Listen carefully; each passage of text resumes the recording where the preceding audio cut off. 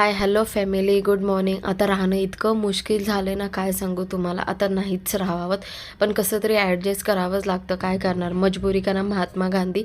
तर आम्ही ज्या फ्लॅटमध्ये राहतो आहे ना रेंटवरती, त्याच्या समोरच वरती जी भिंत आहे ना ती तोडावत होती. म्हणजे ते लोक स्वतः रिपेअर करत होते. आणि आमची पण बिल्डिंग बऱ्यापैकी जुनी झालेली आहे, भरपूर म्हणजे आतून डायरेक्ट पिंपळची झाडं आणि ते उगून आली. तर ते तोडत होते आणि इतकं सफोकेशन होत होतं, श्वास घ्यायला भरपूर त्रास होत होता आणि मला धूळची त्याची भरपूर ॲलर्जी. चला त्याला इग्नोर केलं. सकाळची सगळी कामं वगैरे आपटली आणि आपटल्यानंतर माझी फेवरेट भाजी बनवली. भरपूर टायमानंतर खाल्ली मी ने. बटाट्याची भाजी माझीच नाही तर मुलांची सगळ्या फॅमिलीची फेवरेट आहे. कोरडी बटाट्याची भाजी बनवली होती मस्तपैकी अशी. खूपच छान बनली होती भाजी, राहिलीच नाही.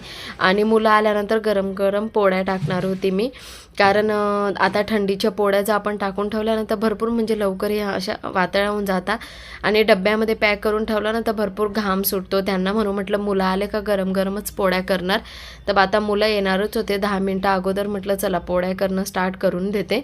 पोळ्या त्या लाटल्या गेल्या होत्या. म्हटलं आता लगोलग किचन आणि ते पण साफ करून घेते सगळं, नंतर इतकं काही राहत नाही. तर बघते तर काय सगळं आवरल्यानंतर मुलं पण येऊन लागले होते. येताच बरोबर त्यांची भांडणं चालून जातात.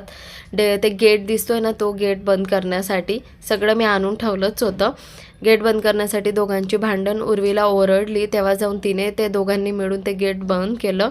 आणि घरात येताना पण भरपूर त्यांचे झगडे की मी पहिला जाणार, मी पहिली येणार म्हणून असं. तर उर्वीन त्याला धक्का मारून आतमध्ये आली. मी ओरडली.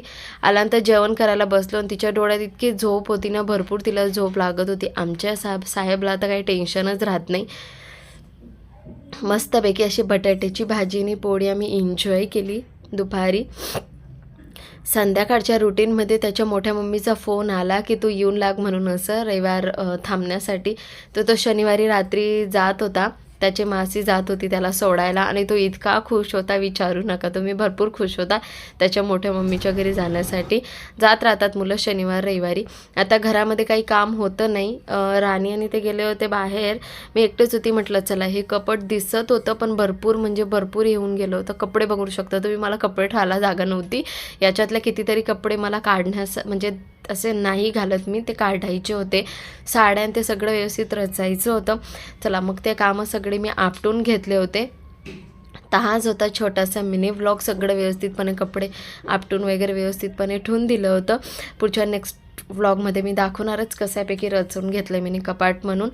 तर चला मग भेटूया पुढच्या मिनी व्लॉगमध्ये. आवडला असणार तर लाईक सबस्क्राईब करा. Bye bye family.